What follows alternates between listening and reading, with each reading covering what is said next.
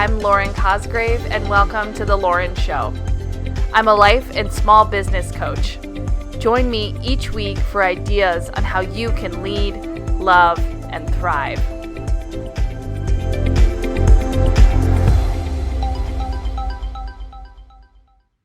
I am so excited for the 3 seminars that I'm going to at the end of this year.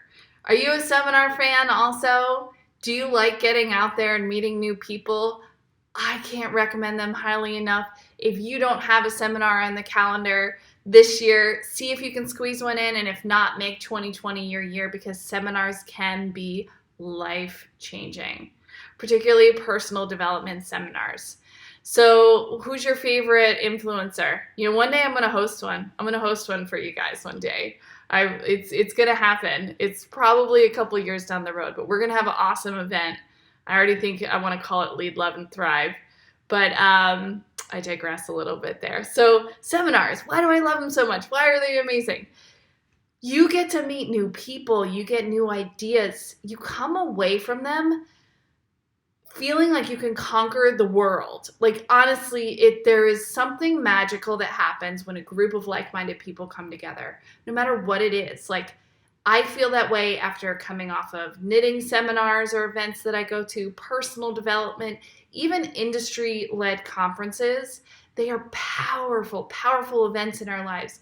And they are a requirement for me every year. I go to a couple of different seminars around my hobbies. I highly recommend having like a fun hobby seminar as well as like personal development or business and industry related seminar.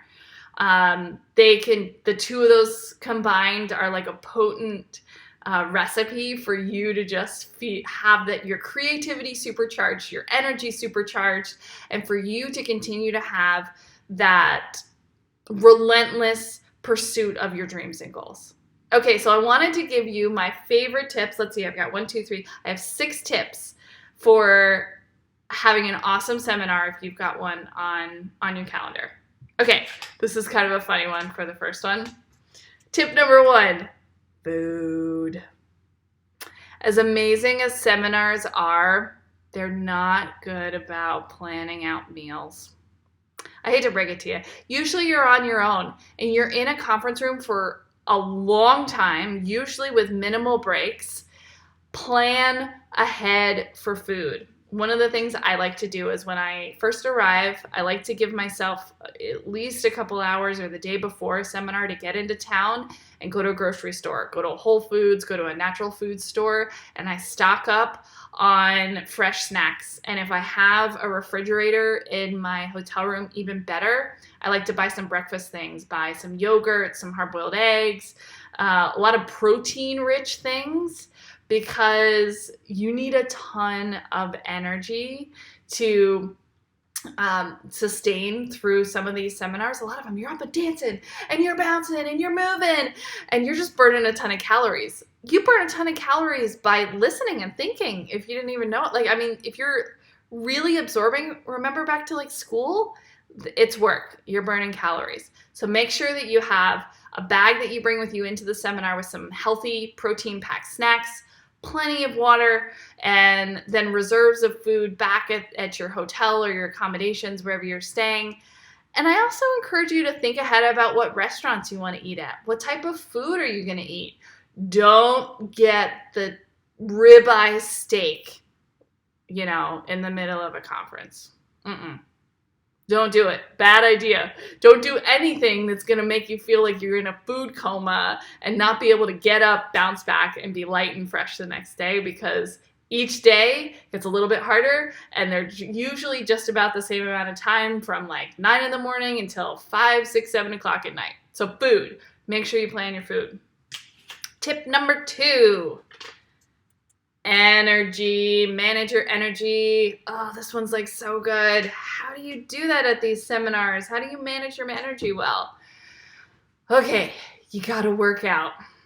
I know you're not gonna to hear this maybe, but you gotta wake up at 6 a.m. or 5 a.m., whatever you gotta do, whatever time. You have to keep your routine. You gotta work out and make it fun. I like to make sure I get out of the hotel if I can, go for a quick jog, see the sights. It's like probably the only real time I get to see a city I'm in, if it's a new city when I'm on a seminar, is to get out for a jog or a run. So try and have at least a couple of workouts or times in the morning where at a minimum you're getting out and doing a brisk walk. Do something so that you can maintain your energy throughout the day. It will serve you well. It will make you arrive alert and refreshed and ready to absorb more information. So you got to work out. Number 2, you got to go to bed on time. This one's can be really hard, especially if you get into these like social activities that often occur like after the seminar. Be the leader. Be the one that says to your social group, you know, when 9:30, 10 o'clock rolls around, actually even earlier than that, I would recommend, hey, I got to go decompress, get ready for tomorrow, guys. I'm looking forward to a fun day. If you're, you know, traveling with a group, make sure you're going to sleep on time. Target 7 to 8 hours of sleep, minimum. And especially if you have any jet lag in there that you got to account for, make sure you're giving yourself a little bit more time with that sleep. And then my last tip is the lunch breaks. The lunch breaks often tend to be pretty long. Use those breaks to take a nap, meditate, like unplug during the lunch breaks. If I'm going to have like lunch, a networking lunch with someone, I'm only going to make it like an hour. If we have a 2-hour lunch, that second hour is for me. I have got to have some time when I'm not talking. I'm not trying to absorb really complex information.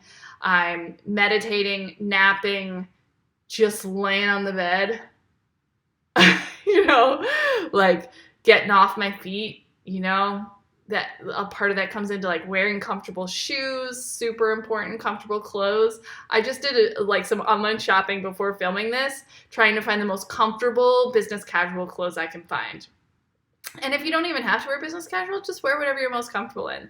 Like stretchy stuff, lightweight cotton knits, things that aren't going to wrinkle. I mean, really thinking through, what am I going to wear?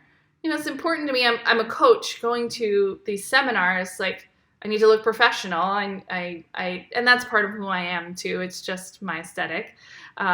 So I'm making sure I'm getting the right clothing. Reassess your wardrobe before you leave. Is there anything new that you need to buy? Are you a jeans and t-shirt person and going to show up at a seminar where people are bumped it up a little bit? You know, they might be wearing a suit jacket or, you know, a nice button-down shirt. Make sure you don't arrive and then feel out of place if you're not dressed in the right attire. So that was actually kind of like a bonus tip in there, right? That was like, we'll call that like 2A. Okay, tip number 3, make sure you meet new people. That's the whole point of seminars, is meeting new people. Sorry, I can't get this on the screen here. Some people are really intimidated by this. What's my tip for you on this one with meeting new people? Everyone at these seminars have a common interest to you. If it's a seminar you're interested in. Now, if you're just walking into some random seminar that's on, I don't know, gardening, and you want nothing to do with gardening, it's going to be really awkward. But if you walk into, say, a video gaming seminar or a personal development seminar, and you really enjoy that content, it should be pretty easy to connect with everyone in that room because they like the same things that you like. Start the conversation with something around the seminar. Ask them questions like, what's been your favorite part so far? How's your day going?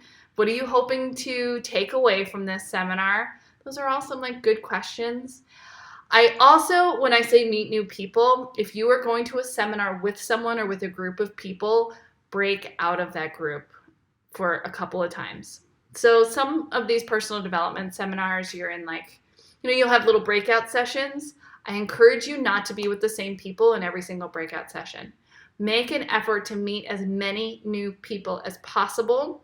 The people that you travel with, you're probably going to be having dinner with them. You're going to have drinks afterwards, after the seminar. You'll see plenty of them. Seminars, like, you're there to like build and expand and grow your mind. So make sure you meet new people. So much growth happens when we interact with new people, and you never know what connections you may find. Okay. The next one, make sure your accommodations are close. So stay close to wherever the seminar is. I've tried this, like staying with friends that live like 30, 45 minutes away. It's too much. It's like just one more thing to add on to your day to have to commute to and from the conference or seminar. And I've done it, some of them like local seminars. And I wish I just stayed, even if it was only 45 minutes from my house and I did the drive, it was too much. I missed out on all of that networking afterwards, the like mingling, the before time that you get, the seeing people just out and about in the hotel that you recognize from the seminar, and maybe continuing a conversation that you didn't get a chance to kind of wrap up. There's a big value in staying close. You don't even have to stay like in the same hotel, just the next hotel over. Just as long as you're within walking distance would be my best recommendation. And then you can have quick access, a staging place to like leave stuff, leave your bag, go get more food if you need to, change your clothes. God forbid you, I don't know, forget to put on deodorant and you need to go change and like refresh your deodorant. There's a lot of value in having your accommodations really close by. So I highly recommend that. Okay, tip number 5, don't overbook. It can be so tempting when we're traveling, particularly if you have friends or family in that city that you're traveling to try and squeeze in time with them, like a dinner here or there.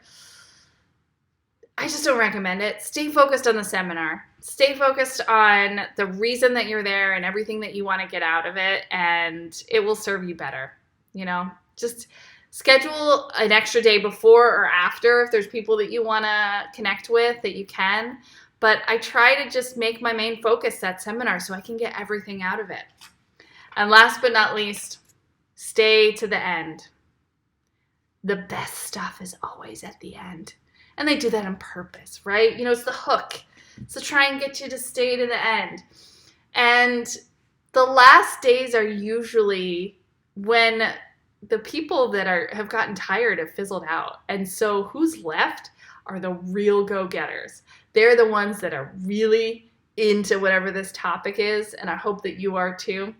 If it's a horrible seminar, don't stay to the end. If you're enjoying it, stay all the way to the end. Stay to the end. That is where I have had connections with brand new people where I created a mastermind that I now consider close friends. That is where I've met new people that I'm going to meet again at this year's seminar. Or really it's an event at the New York Sheep and Wool Festival for knitting, because I stayed to the end.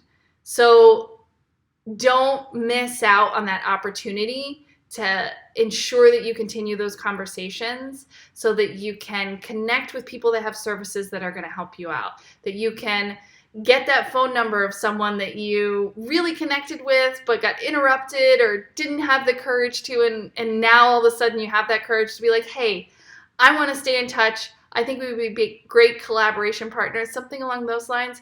That's what happens at the end of a seminar, so make sure you stay to the end. Okay, I want to hear what seminars you're going to.